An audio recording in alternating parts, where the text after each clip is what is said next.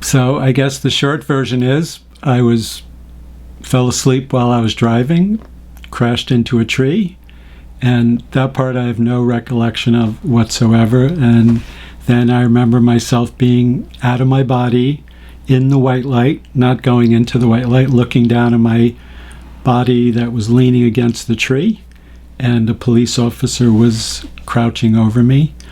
My experience was very kinesthetic and emotional feeling and physical feeling. Just it felt like the perfect summer day. I love summer, so it's, not too hot, just the perfect temperature and just feeling really nice. There was a sense of kind of knowing everything.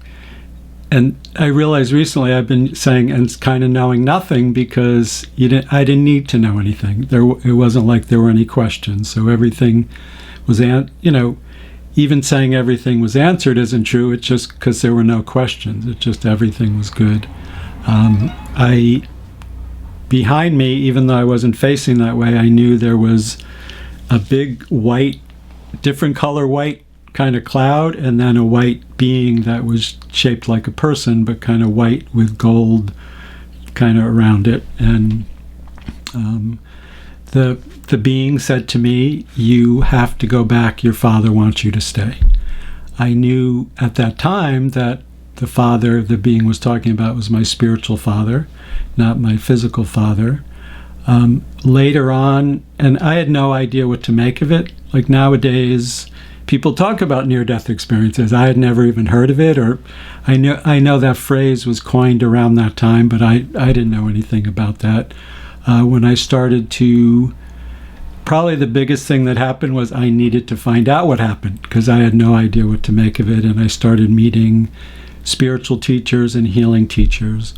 When one of them started to talk to me about Mary actually first, and the love that Mary had for God, and that she could let in the Christ energy, I go, wow, that was my experience, like how I felt. And when he started talking about Jesus, just the way I felt inside and the images I got in my mind was that being behind me was Jesus. And the other phrase he used was the ocean of divine love and benevolence. And it was like, wow, that was the white light around me, just the feeling of it. And so when it happened, I had no idea what to make of it.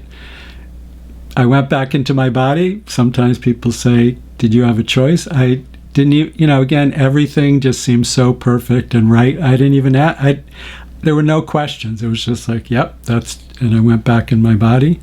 I came to 3 days later, and the doctor, I remember the look on the neurologist's face just telling me I'm lucky. I assumed lucky to make it. One of the nurses, I still remember specifically saying it was touch and go. I didn't get any answers from the doctor about medical stuff, if I had flatlined or anything like that. My dad did come in when I was, about to be in surgery, and he said your skin on your scalp was peeled away, and he saw inside my brain. Wow. Yeah, that part was intense.